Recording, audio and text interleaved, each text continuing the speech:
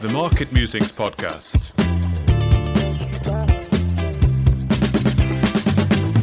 Welcome to Stopbox. I'm Pam, one of the interviewers here at Stopbox, and I'm joined by the chief himself, Mark. How are you doing today, Mark? Yeah, very good. Thank you, Pam. Yeah, very good. Thank you. The weather's definitely turned. It's definitely a lot colder today in the Netherlands and grey. So this is what happens, though, isn't it? The nights are drawing in. We get back to our computers, get back to looking at stock markets and back to work. But there we go. Yeah, All good nights otherwise. definitely. Well, I tell you, my heating's been on already as well. I can't take the cold. Okay. I've already got the heated on. But now that we're nice and warm, let's introduce our guest for today's Market Musing. So today we're joined by Peter Clausi, the VP for Silver Bullet Mines. Hi, Peter. How are you doing today? Thanks for having me. I'm doing well and a lot warmer than you. What's the weather like out there? Well, I'm in St. Catharines, which is near Niagara Falls, Ontario, and it's about 23 Celsius today. Lovely, lovely. Right, nice. Oh, you're making me jealous now. Niagara Falls. Well, you know what? We have you on regularly, Peter, talking about all the great work that you're doing at Silver Bullet Mines. But today we want to dig a little deeper into who is Peter Clausi. What's your story?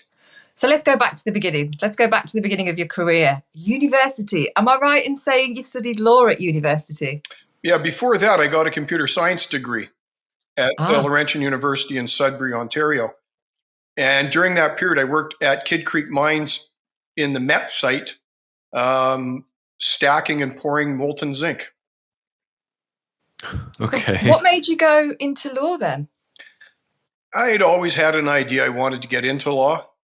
And so going to undergrad was a step from here to there, and I was interested in computer science. Of course, that was way back when we started programming on punch cards. So quite a different experience from the one people would have today. Yeah, I can just imagine. But Peter, I'm curious, how did you then come into the mining space? How did this part of your journey begin? I'm originally from South Porcupine, Ontario, which is now part of Timmins, Ontario. You can't be in Timmins without knowing the mining industry. Timmins is built on mining, lumber, and hockey.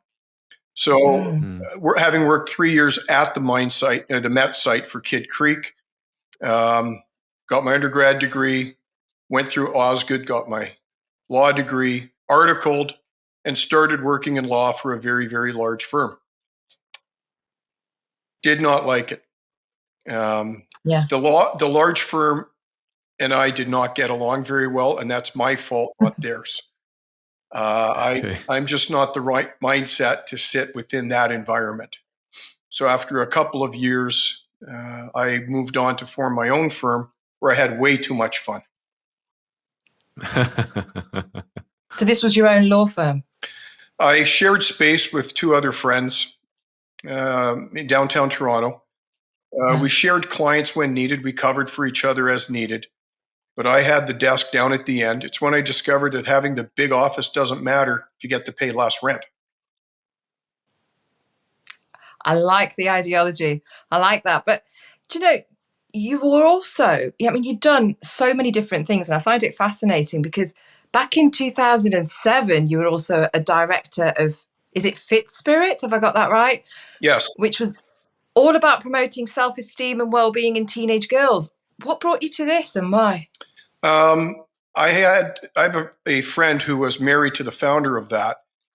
We were talking about it, and that charity desperately needed some compliance and some governance. They were well-meaning people, but they didn't understand the structures necessary to support a charity with Revenue Canada. So I came in and I assisted with that. Interesting. And did you dig a little into the mindset side of things of what the actual work they were doing, or did you stick with the compliance? No, did that the work was great. They recruited well-known female athletes to go to high schools and colleges and speak to the classes, and it was very much empowering young women to know that they can do it too. It was very important work. Do you think it's important to have role models? Absolutely. Who have your role models been, Peter? Harlan Ellison and Bruce Springsteen, neither of whom I've met in person. But you are a keen guitar player, aren't you? I play guitar as well as I golf, Mark. Wi- Okay. I don't know if that's a good or a bad thing. It's not a good thing, but I enjoy Okay. myself. Golf is fun with my buddies. I'll never be on a tour. You don't get mad on the course. You get out there, you whack some balls, do a little business, have some fun. Sure. In Nice. fact, So you were it was golfing that I met John Carter, who's the CEO at Silver Bullet. there we go. Okay. Right. Well, yes. Well, yeah, and then the rest is history, as they say. Yeah. So you were really around mining. You said you were basically around the Timmins camp, Right. like from quite a young age. Yeah, I mean, yeah, prolific mining industry. So you're surrounded by miners, mining operations, Yeah, it's and in it the just piqued your newspaper interest. every day. You go out for a beer at night at the Victory Tavern, and the people talk about mining. It wasn't an ecosystem you ever questioned because you happen to be swimming in it. Sure. Yeah. But what was it that, I don't want to say you had to follow that path because you were surrounded by it, like generations go down the coal mines. Did something pique your interest with mining? What excited you about it? In 1994, 95, I had some really good years as a lawyer. So I sold my practice to one of my associates, and my backpack and I took off for a year. When I got back, I found some of my old legal clients needed help. And that help turned out to be investment banking, which takes a lot of different formats. So I began helping clients with deal structuring, introductions, that sort of thing. And probably about half of my work was in mining because a lot of public company work in Canada is mining. Right. Mm-hmm. Remember, this was pre-cannabis, before all the money got destroyed in crypto. There was a lot of retail investor wealth in mining looking for the next good investment. See, that's a very interesting thing. What year are we talking here? Well, cannabis was legalized in what, 16, 17? And, Right. And Bitcoin And the had its crypto craze came around 2020, didn't it? Something like that. Yeah. So Okay. mining has always been high on Canada's investing profile. But one thing that's happened, and we had this talk on the weekend, I was just in Brazil, meeting with the government there, and we discussed how Canada is losing its retail investor network. 10 years ago, we had some very large retail investment bankers or very large retail brokers who would make your life a living hell, but ultimately would support you and invest with you in a good mining project. And those brokers have either retired or passed away, and there haven't been new brokers to take their place. Okay. Why is that? I mean, this is a very interesting point because, we're seeing it a lot. Where's the retail interest in miners? I mean, I think generally at the moment, there's just not a lot of speculative money around anyway. I think people are feeling a bit of the pinch. But you're saying that retail were interested in miners. Do you think the interest went away because of the sexiness of crypto, the sexiness of cannabis, and it just hasn't come back yet? Does it need a catalyst to attract people back? Partially. A lot of wealth was destroyed in cannabis and in crypto. There are a lot of bad crypto deals, that people invested in, lost money. So people are now gun shy. Yeah, and they don't have the same wealth that they did. That money's permanently destroyed or moved to somebody else's pocket. Sure. One of the problems with mining is there's an attitude in the general populace right now that mining is bad, right? Mining kills First Nations, mining pollutes water, mining kills rattlesnakes. But, Mark, I look around your office, you've got pretty much everything in your office has been mined, right? Even your shirt. Sure. So what would you say then, Peter, to the green revolution that's happening at the moment? Well, a fair bit, because I'm also a director of the Critical Minerals Institute. So we're at the forefront of helping shape thought on that. The problem, I think, is that mining for so long has curled up in a ball in the corner and grateful just to get kicked in the ribs by somebody walking past. We have to do a better job as miners of showing the world how important we are, how exploration is important, development is important, how production is important. The environmental standards to which we hold ourselves globally are far above almost any other industry. I was stuck on a plane once flying from Los Angeles to Loreto, Mexico, going to visit a project I was on. And the lady to my right was a fervent environmentalist, which everybody should be. but she was an environmentalist without facts. I pointed out to her that the airplane she was flying in was entirely mined. Her watch, her necklace, her glasses, the lenses in her glasses. We talked about the $30 million reclamation bond that had been posted for doing work at the mine. And by the end of the 3-hour ride, she wasn't quite so hostile to the concept of mining because the stuff we mined every day was part of her everyday life. Yeah. So the green Indeed. revolution can't happen without miners in exploration, in development, and in production. Yeah, How and it's really do we important. educate people? Excellent. Yeah. Good question. It's one of the things I was in Brazil talking about. Governments have to put money into education. Governments have to do a better job of educating the populace that miners are actually nice people after all. We're not all the sons of Satan. That we do good work. That we do good work for environments, for communities. There's not a single community that we've been to that isn't better for us having been there. Whether it's by way of contributing to First Nations. Down in Mexico, we help to contribute to a library. You run water. You get government grants for internet, high-speed internet. You do good work for the communities you're in. You hire the communities. You educate the communities. I have a real problem with a handout, but I have no problem with a hand up. And that's the thesis that we've tried to engage with doing work. And government do you think the governments are going to actually do it? I mean, I don't have a lot of faith in governments at the moment. I think governments on the West are quite messed up at the minute. There's a lot of tension in the air. Yeah. One of the problems, at least with respect to mining and critical minerals in particular, is people are planning for the next election cycle. They're not planning 30, 40 years out. Yeah. Right now, British Columbia just announced it was either electrical stringers or a road giving access to some of the mines. Right? The only people who will benefit from that is everyone, right? Not just the mines themselves. It cuts down on the cost. It makes it easier to extract the materials, to get the materials out. And that kind of government support is brilliant. Peter, let's look at your successes and failures. Of course, life's full of ups and downs. We've all had them.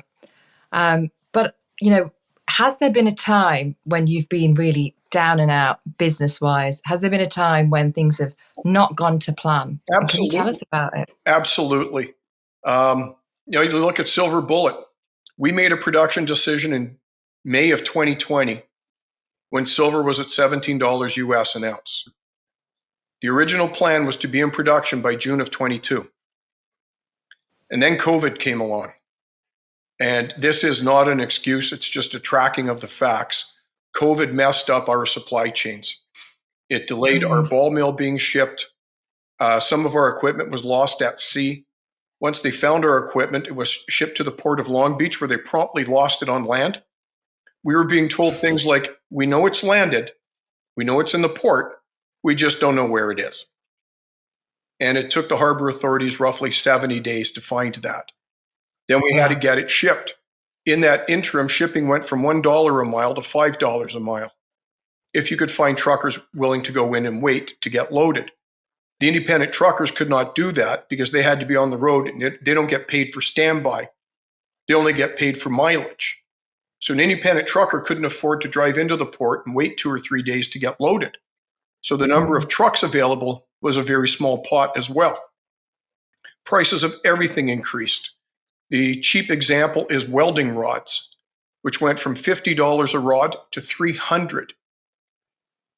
And you forget that when COVID hits an encampment, it doesn't hit everybody at the same time. Not everybody is at home sick at the same time. So COVID rolled through the camp. It rolled through our people as best as we could to protect everyone. And it caused significant delays. Delays means money. So we've had to raise additional capital to fund the field team doing the work down in Arizona and to a lesser extent in Idaho. So Silver Bullet has been a series of, hey, we solved that problem. Oh, God, there's another problem. So, and we're not talking a small amount of time here either. Of course, COVID lasted quite a while. There was, of course, we had the different waves. Here in the UK, we had different lockdowns. As you're mentioning, it affected the business. Mm-hmm. But we're not talking a week here. We're not talking a month here. We're talking much longer. How did you cope with the stress? What do you do? What do you go to? What do you turn to when you're stressed? How do you get through? I enjoy the work. If it were easy, it wouldn't be any fun. So, we get together with the CEO, we get together with the CFO, we talk to the board, we talk to the investors. We try as much as possible to lay out the story and the problems, and not as a excuse, but here are the facts, and this is our plan to deal with them. I play a little guitar badly. I play some golf badly. I like to cook in my kitchen better than I play guitar. But I really enjoy the work that I do, and I enjoy the people that I work with. Yeah. So for you, it's really about focusing on the work. And it sounds like, the cooking and the guitar playing and the golf helps as well. Well, my dad was a teacher for many years. So his work was in a structured environment. And to this day, he doesn't really understand what I do and how I work. We laugh about it. I took Christmas morning off. And they said, what does that mean? It means, well, I turned my phone off. Right? You can return email. You can get phone calls from people pretty much anywhere, including on the golf course. So work, I don't really have a work-life split. My life is my work is my life. And then you have a lot of other things that fit in there, whether it be children, grandchildren, friends, concerts. But so what about the other end of the scale, Peter, in terms of course, we've talked about the hard times, but and how you get through that. But what do you do? Can you, of course, we have the highs as well. That's the lows. What do you do in terms of successes? Can you give us a time when you've had a big success? And do you celebrate your successes? 3 times in my life, I've done what I've called riding the rocket. That's where you're involved in a company whose public stock goes from pennies to many pennies in the course of a day or in a week. The first one was during the internet boom, where we were running a remote network managing company, and its stock just took off. I was involved in an oil and gas company where its stock just took off. And then we did a gold project in 2012, 2013, where the stock ran from 18 cents to $2 in one day. Those are successes, but they're not successes unless you follow up, you raise money, you talk to the market. So success is not a point. Success is a series of points. It's a plot on a graph. And although you take 30 seconds to high five your friends and congratulate the other people on the team, it's not over. And then you get back to work at it. Are these your drivers then? I mean, what's sort of driving you on a daily basis? Because you have, we'll talk about your roles in a bit, but I think you have sort of multiple roles, certainly away from SBMI. But what's driving you? Is it to get those multiple returns? Is that like your kind of success meter? No, I just like getting projects done. There's a feeling of accomplishment to getting material through the mill. And once we get the Buckeye into production, that'll be a real feeling of accomplishment, regardless of the numbers. We got that done. I was involved in a very difficult transaction a few years ago where our own lawyer was one of our biggest problems. I won't get into too many details, but every day we woke up and went, oh, this is dead. And yet we found a way to keep it alive. And when that finally closed on a larger transaction, it was very satisfying to have ridden my moped up and down all those little bumpy hills and finally gotten to the top of that hill. And I mean, once the project's over, what happens? Is that it? Do you sort of lose interest? Do you want to a different company or a different project within the same company? And once you've achieved that once you've done it, are you one of these people who's like, okay, that's done, don't want to go back and do that again? Every deal is different, depending upon the people, how you define success, what the deal needs to move forward. So sometimes the market's exactly that. Hey, I'm done. You shake hands and you walk away. Other times you have a continuing involvement. Okay.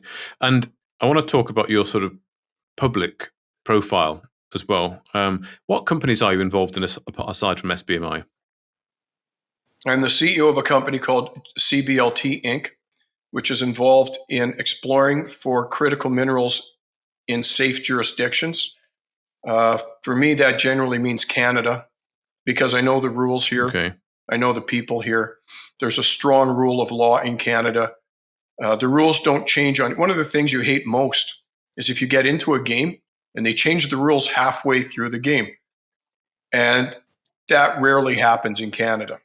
If it's going to happen, it's telegraphed and you can manage your affairs to deal with that. So SBMI and CBLT are your... CBLT is, we have a thesis that you can make more money with the pen than you can with the drill bit at less risk. So we like to acquire forgotten or beaten up properties, expend capital upon them, prove them up, and then use them to affect M&A with other companies who aren't willing to take on the same level of perceived risk we are. And we don't see it as risk. These properties have been so beaten up that there's a lot of value left in them. And we've been able to... So it's seeing opportunities and looking to exploit them, almost like, in another analogy would be a property developer, someone who gets excited about seeing a rundown property, buys it, does it up really nicely and sells it on. It's a similar kind of thing. You're looking for opportunities, projects that need a bit of attention to then, turn them around. Last year we bought... Sorry, Mark, go ahead. No, you can say that point, and then I'll move on to slightly different subject. Last year, that company bought a forgotten gold mine within the city of Sudbury. So it's patented lands. It had been a producing gold mine, and it somehow got lost to the eyes of time.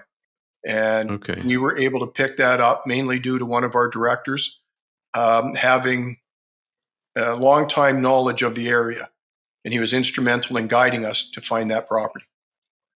Okay. And when you say it was lost in the passage of time, how long was it not used for? The mine started in 1936. Gold was discovered in the area, I'm going to say 1905, but I might be off by a couple of years. Various companies owned it over the years, but production started in 1936. Right. Okay. And your role then in these companies, of course, they're public companies, and I don't get this. I get the sense with you, you're a very straight guy, and I think you're not what you might call a lifestyle CEO. And just having our conversation now, I'm sort of understanding your drivers, and I know you are quite active in engaging with the investor base, CEO.ca, for example. So, I mean, do you feel a lot of responsibility for your shareholders, and why? What's your sort of affinity to people who own part of your companies? Well, the thesis is they're the owners. And the owners should know what's happening at their companies. Right? We all know people in the mining industry who believe it's just OPM, other people's money. I don't have that thesis. These shareholders own the company. They're entitled to know what's happening within the boundaries of securities law. There's another company I'm assisting called Syscom. Syscom is an acquisition company doing digital marketing and big data, currently running around $35 million in revenue a year. And there I'm advising the board of directors, taking from my breadth of experience and plugging in whatever help that board needs, either on a day-to-day basis or a week-to-week basis.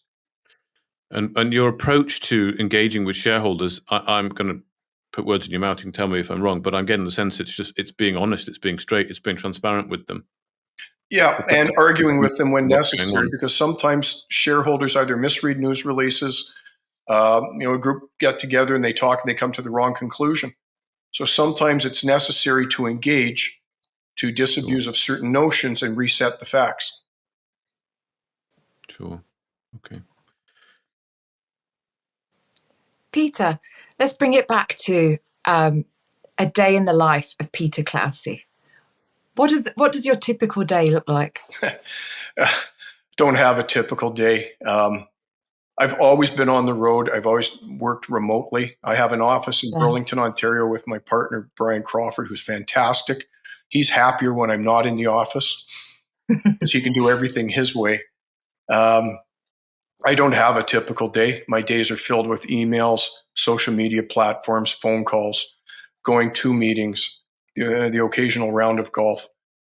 Are you an early riser? Do you exercise? How much importance do you give to diet? Or, you mentioned that you like cooking there. So do you incorporate all of that in your daily life? I know, of course, work-wise, you're very driven. As you mentioned, you're always, on the emails. You've got multiple roles, but how does your day roughly get structured? I put everything into my calendar. I try to prioritize in advance, and then I just do that day. I know it sounds simplistic, but no 2 days are ever the same. Sometimes the family has a need. Sometimes a company has a need. Sometimes a friend has a need. And I'm trying to fill that need. And you mentioned your family there. What's the work-life balance like for you in terms of that quality time with family? Again, my work is my life. My life is my work. So if I have to take a phone call, I can tell people, I'm sorry, I have to take this call. And it's expected as part of my roles that I will do that. The older children know that if they call me, usually if I'm in a meeting, my first question is this an emergency? And if they say no, I'll say, I'll have to call you back. And they realize it's not being rude. It's just I'm doing something else. And I will call them back as soon as that something else has been dealt with. Yeah. Do you think you'll ever retire? No. That would make me crazy if I retired. So what would we, in years to come, will we see Peter Clausi like Gollum around the adits of the gold mine? In Toronto, we had a very wonderful gentleman named Bob Coffey, called himself the coach. And Bob worked until he was, 86, 87, passed away in the past year. A very likable gentleman who's going to be missed. But he loved what he did. Yeah, so that's great. So he's inspired. He's one of your inspirations as well, from the sounds of things. Probably an example of my own mindset. Like it's just fun. Building deals is fun. Talking to shareholders is fun. Raising capital is hard but fun. Doing these things with nice people like you two is fun. Some people get stressed out by all of this. It's just part of the process. Yeah. And, of course, you said that you don't see yourself retiring, but Peter, do you have a goal? What's your big goal? What's your big vision? Of course, I know, you're always hitting your milestones with Silver Bullet, with your other appointments, but for you, what's your big goal? Well, we've missed milestones on Silver Bullet, which irritates me to no end. But I'd like to think that we're getting back on stream now. Bringing in the third-party material has been fantastic. I don't have that earth-shattering large goal. I do, I'm on the board of our local library, which is important to me because no book shall be banned while I'm on that board. I do work at a local charity helping cook meals for the homeless. I think it's important that you do work to give back to the community that supported you. Absolutely. Absolutely. If anybody wants to send money to help support that charity, hand out my email address because every dollar matters. What is your email address, Peter? pclausi@brentcapital.ca. There you go. You heard it here. If anybody wants to get involved there. But Peter, of course, you've got a wealth of experience, and of course, you've got a lot of targets, a lot of goals. You're very driven. But if you were to look back and if you were able to have a conversation with Peter Clausi in his 20s, what would you say to him? I don't know if Peter Clausi in his 20s would have listened. Back then, we were all testosterone, bigger than our brains. If I had to tell him something, it would be that patience sometimes is the right answer. You can't always run out and fix a problem. Sometimes, whether it's a transaction or a family matter, it has to cook on its own stove. And don't go stirring it, just let it sit and cook. Learning that patience sometimes is the best strategy has been a difficult thing to learn, but that's probably what I would tell him, assuming he'd listen. I think everyone in the mining sector has to learn that at some point as well. But patience. Let's just finish off with just talking about Silver Bullet Mines. Of course, big news recently. You're going to be processing third-party material, getting some revenue in, and of course, we did an interview just back end of last week, and we're talking here about revenue Q4 and getting back into production at the Buckeye mine, and of course, you've got your Washington mine as well. So, what are some of the key things you're looking out for, and you can communicate to investors, or hoping to communicate to investors throughout Q4? Because it's sounding very much like this is it. This is the point that you wanted to kind of get to, really. Well, I met John Carter golfing, as I mentioned earlier. And as best we can figure, it's been 20, 25 years. We moved in a lot of the same circles in Toronto. So you run into the same people at different conferences, different cocktail parties, different people's houses. And in April of 2020, John pulled me aside, said he needed some governance and compliance help. And could I help him make sure that the market did not screw him over? I said, sure, I'd help with that. I looked at the project. It seemed viable. I've known John a long time. We brought in Mr. Crawford as the chief financial officer, and we set out to raise money. We found a vehicle to back into, negotiated a very good transaction for everyone, and we've been working away at that. Our goal has always been production out of the mill. Whether it's out of our own mine or somebody else's material, the goal has been production. So the reason I'm taking a 30-second victory lap is we're in production of that third-party material.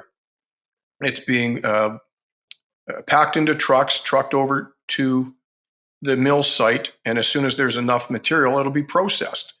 It's fairly easy to sell concentrate after you do a multi-element analysis on it. There are a lot of buyers for concentrate. We might pour some doré and sell that, and that's when the revenue happens. But for me, it's about cash received. It's not accounting standards like IFRS saying you are officially in revenue. I don't care. I want cash in my bank account. I want more cash at the end of the day than there was at the beginning of the day. And for me, that's, for this project, the definition of success. Yeah, until it's in your bank, it's not real. I've heard that. Yeah, it's very, very true. And what would you do with that cash? Reinvest it in the company to get into production at Buckeye and build out? I mean, do you want to build it into a long mine, 10 years, 20 years of positive cash flow, dividends to shareholders? There won't be dividends to shareholders for an extended period of time. Cash can be better put to use by building out some of the other former mines that we own in Arizona. Okay. So once the cash stabilizes, clean up Idaho, that's the Washington mine, stabilize cash there, continue to process third-party material, effect whatever repairs are going to be needed at the mill, because nothing runs forever. Whether it's your car or $1 million mill, there will be some occasional breakdowns and maintenance that will be needed. Once the cash flow is stabilized and at least predictable to management, we then get into the McMorris. We didn't go to the McMorris first because it's harder. The Buckeye Silver Mine was easier. So pick that low-hanging fruit. Once the cash flow stabilized, get into the McMorris. We have other former producers on that property we can get into. My personal prediction is that will be taken out once we get 3 mines in production, because I can't see any intermediate looking at us saying, you're in silver production, making money, you own your own mill, you have 3 mines, you guys keep doing that. I can't see that happening. My personal guess is some kind of a takeover offer once we have the 3rd mine in production. Right. Okay. So the investment case effectively is capital growth, and then ultimately potentially a buyout, a takeover. That's the exit route there. I mean, would you foresee having to go back to market for cash, or would you hope that would be mitigated by the cash coming in? I hope it to be mitigated by the cash coming in. If we were to go back to market in 2025, one of 2 things has happened. One of our revenue streams has failed to materialize, or some big event has taken place, like we want to get into the McMorris. We want to spend millions of dollars on developing other properties that we own, right, which would cause a capital raise. Yeah, and you would make that investment case to the market at that time. Right. Okay. Excellent. Good. Well, like I say, I'm looking forward to following Q4, Peter. As I said at the start of the podcast, the nights are drawing in. It's getting grayer. People go back to the computers. We start to look at screens a bit more. People go back to a bit more work. And I'm glad that Silver Bullet Mines will hopefully be keeping us entertained and looking out for that cash coming into the company. Unless anything else from you, Pam, it's a good podcast. No, that's great. It's been a great speaking to you, Peter, and learning a little bit more about you. Of course, we do speak to you regularly here, as we've already said, at Stockbox. But but it's been really interesting finding out more about you. So thank you very much for sharing, taking the time to speak to us today. Well, it's always sharing your story. Always nice chatting with you too. Thanks for all your support. I always know that Stockbox is going to do a good job. Thank you, Peter. And one day I'm sure we'll meet in person in Canada. I look forward Come to PDAC in March. Yes, we might just do that actually. We might just do that. Yeah. Good. Okay. All right. Thank you, Peter. Thank you.